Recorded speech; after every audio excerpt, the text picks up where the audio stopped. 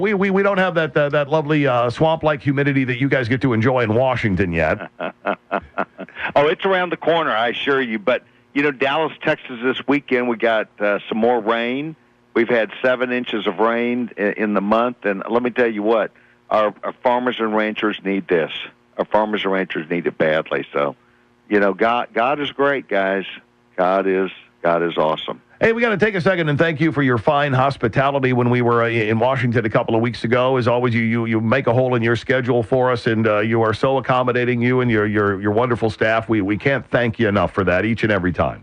Well, it really does make a difference. Guys, I think some of your listeners know that the great Caroline Booth, my communications specialist, took pictures with both you guys and Miss SMU and send it home to your wives. Yeah. I wanted to make sure your wife knows, that Caroline really missed you guys. Well, see, those are the things that we do. When we really get wild when we're on a trip away from home. We're out of control. Pictures with congressmen, yes. Didn't we? Yeah, it's a kind of craziness that it takes weeks of explaining after we get home. I bet it does. Congressman. Hey, I really enjoyed that. You guys coming to the Capitol, coming there and sitting and us talking about real-life things that people ask. They're questions that people ask and things that people want to know. And the thing that is so awesome about both of you is you really dig into the mixture of things. The spirit of it is important, but so is the fine print. Congressman, I want to actually get to some of the things we talked about while in D.C., but first, what's kind of front and center is this fast track bill. I heard Congressman Paul Ryan, who you worked with to help put it together. He was on with Larry Kudlow on the radio show over the weekend. You wrote an op-ed in the Dallas Morning News saying this fast track bill is an important step forward. Now, there are some on the far left that are saying this is a terrible, horrible, no good, very bad idea. There are some over on the right, conservatives, saying this is a very bad idea. Why is this fast track bill good for the U.S.? Well, first of all, the last thing it is giving the president some authority. What it does is Congress. Oh, by the way, it's taken us till we had a House and a Senate to give the president the authority, what's called TPA. And this TPA, Trade Promotion Authority, is all about a set of some 150 different parameters that explain where Congress has a philosophy and how they would like any administration, because this is good till 2021. Mm-hmm. It is not just now for this president till 2021. How it gives the negotiator for the United States a philosophy in areas. As you know, we used to have trade agreements where everything was what's called amendable. Tomatoes, avocados, hay, cotton, sugar beets. We don't do that anymore. It's now an up or down vote, and so to give the authority and the responsibility to the negotiator, we tell the negotiator the basic premise by which they will negotiate over 150 items.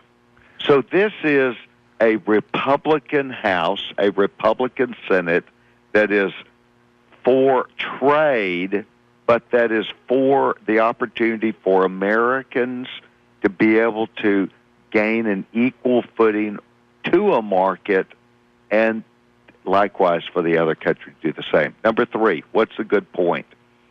These trade agreements that this could lead to is important because the Chinese have trade agreements all over the world.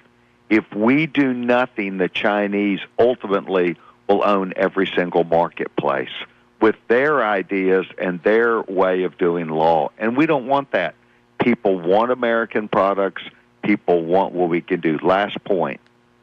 Texas leads the nation with $290 billion worth of exports every year. We're number one. Okay, Caroline says 289. I'm sorry. I bet she's right, too. Oh, she's right. I rounded up. $289 billion worth of trade in each year. and Texas leads the nation. I guarantee you the other states need these jobs too. It will mean 120,000 jobs just to Texans alone. We need to sell our products overseas, and it's good for America. Spending some time with Congressman Pete Sessions from Texas. Now, you're a strong believer in free trade. You've made that point very, very clear. But if this were all about being a blank check for the president to go ahead and do whatever he wants, which is kind of what he does most of the time anyway, you would not be on board with this in particular. No, and that's not what it's about. By the way, the president could have gone and done these on his own his first 6 years. He didn't. He did not, because the Democrat Party are protectionists. They are not for competing in a global marketplace against the Chinese. They want to stay at home, have their unions just do what they do, and watch us lose market penetration and the ability to compete. This is about the people who are in middle America being able to sell their products and services. I mean, look, we make great things in this country, and we've got great things that other people want. And our agriculture is supreme overseas. People want American products, and we need to be able to sell that. Congressman Pete Sessions with us, Riley and Scott on WROK. Before we move off the topic, I want to ask this, though, because this is a topic where the president is bucking unions who are big Democrat supporters, bucking Nancy Pelosi and other members of the left wing of his party, with which he generally is in agreement with. I'm asking you to get in his head, I realize, but why do you think this is an issue, maybe the only issue, in which the president is not willing to bend to those on the far left of his party? I think that deep down everybody understands that 95% of the population of this world is somewhere else, and other economies are growing. And for America to have another great century, we have to be in the thick of selling, trading, and doing the things that will be necessary. The bottom line is Dubai is a prime example of another country that has used their money and their prowess to challenge the system that we have. The Chinese are openly talking about the Chinese currency, the yen, being the currency of the future instead of the dollar. And if we bow to the pressures of what liberal Democrats want, as opposed to free market and people who will get up and work for a living, we're in trouble. So the president does see this into the bargain, and also he's in his last 2 years. So we need to go and get new trade agreements so that we can be prepared for our future. You make an excellent point in your piece of the Dallas Morning News about trade agreements for people who are not familiar with the benefits of them, pointing out how it's increased the purchasing power of an average American family pretty extensively. Well, in fact, it does. It allows people to have the products that are the best and the cheapest that are available. Look, America has found a way to survive through manufacturing where we've been able to reduce costs, where we've been able to provide better products and services. But what we want is the consumer, no matter where they are in the United States, to gain the benefit of these trade agreements. Trade agreements take down barriers that are called tariffs, and these tariffs are taxes. And if we give the very best that we want, then the American public can choose the products that they want at the price they want, and it does help. Congressman Pete Sessions with us from the great state of Texas. Riley and Scott on WROK. It's been a little more than 100 days, Republican control of Congress, both the House and the Senate. You're in leadership, your Rules Committee chairman. Are you pleased with what Congress has done since the start of the year? Are you frustrated that with control of both the House and the Senate, that more hasn't been done yet?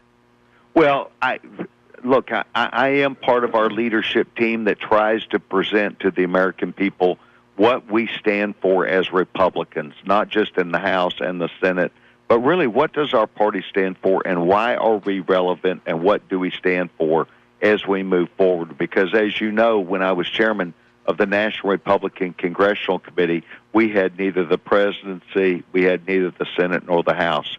And I think I gave us what I call the words to win by, the will to win, to come all the way back. And that means, are you going to do what it takes to tell the American people what you stand for and what you would do to make their life better?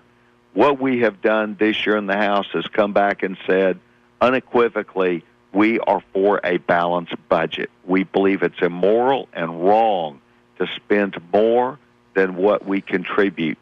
And it's wrong because if we pass it on to our children and our grandchildren. Secondly, we believe that the ways to get at that are by talking about a budget. This was Paul Ryan's budget. This was Tom Price's budget. This was the budget of the Republican conference that said we are going to have to make tough choices. We are going to, relatively speaking, keep spending flat yet again for another year. We are going to demand that the president stop his executive amnesty programs, and we will not fund these.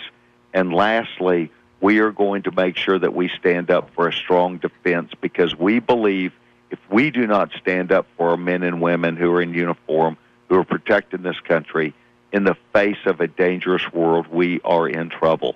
And we're pushing those until we get to appropriations, and then our plans and philosophies will come out there too, up to and including stopping the EPA from what it does, stopping the IRS from their overzealous powers that they have, and working for the American people for more jobs. That's what the Trade Promotion Authority bill is about also.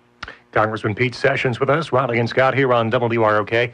Wanted to ask, you mentioned military foreign policy. We have Iran, which is in the headlines all over the place, and yesterday grabbed a vessel, Marshall Islands flagged vessel, crossing the Strait of Hormuz, and CNN reporting, too, that a U.S. flagged ship was intercepted by Iranian patrol on Friday. It certainly seems like they are trying to push our buttons to see exactly how we will respond to various situations, even as the president and the administration try to get this nuclear framework taken care of. How should the president, how should the U.S. be treating Iran, considering their recent actions?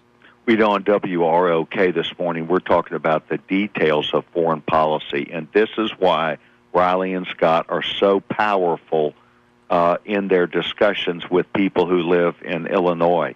It is important for us to understand that if we have a president that draws a red line and does not keep it, if we have a president who says one thing and does something else, then others see what we do. The bottom line is that our friends do not trust us and our foes do not fear us. They are testing the waters. They want to find out how much they can get away with. And let me tell you what, it is about taking advantage of America on the high seas, and it is no different than what they're doing all over this world as a weak foreign policy that we're still following from Hillary Clinton. That is, stick your finger out there, check the temperature, see what you want to do. Don't have a plan, just move forward, and then only react when you have to. It is a foreign policy that is destined for failure, just as we have in the Middle East. And you've heard me say this many times. If the Chinese, if the Russians, if the Iranians have a policy and a plan, why doesn't America? That policy and plan cannot even be understood or stated by this administration because they have none. You forgot the one part in the Hillary Clinton process of sticking your finger out the window, see which way the winds are blowing, and then check to see who made a contribution to the foundation. Oh, that's right. By the way, I saw the young chairman, a really cool guy, Trey Gowdy, this morning. And Trey, wears his Ray-Ban sunglasses as he walks through the gap. He's really a cool guy. He's more like a surfer dude from South Carolina. But I saw Trey this morning, and we talked about the book 13 Hours that I read, and it's by the men, the special ops guys that were at Benghazi. And I said, Trey, tell me what we're headed to. And he said, getting ready to have a big 6 weeks. So stay tuned. By the way, anytime you want Trey Gowdy on here, I'll get him on here. He's a very, very dear friend, and he is doing a great job for all of us on not just understanding the truth, but making sure that we understand that if we're going to be in these terribly dangerous places, we have to have gunships, we have to have backups, we have to have a military that's willing to back up our ambassadors and our posts. And, of course, it's a good question. Where should we be and what should we be doing? And how open should we be on holidays like 9/11? And, of course, I could question that. You could, too. But the bottom line is Trey Gowdy is doing a good job. And sometimes when you guys have nothing else to do, let me know. We'll get him on. That would be outstanding. And as always, our time with you always runs short, far quicker than we would like it to. Congressman Pete Sessions, as always, thanks for taking time out of your day. Once again, thanks for the fine hospitality in your office in Washington. And we'll look forward to chatting with you again very soon. Amen. I can't wait to hear a little bit of ZZ Top again. You will. Thanks, Congressman. Thanks.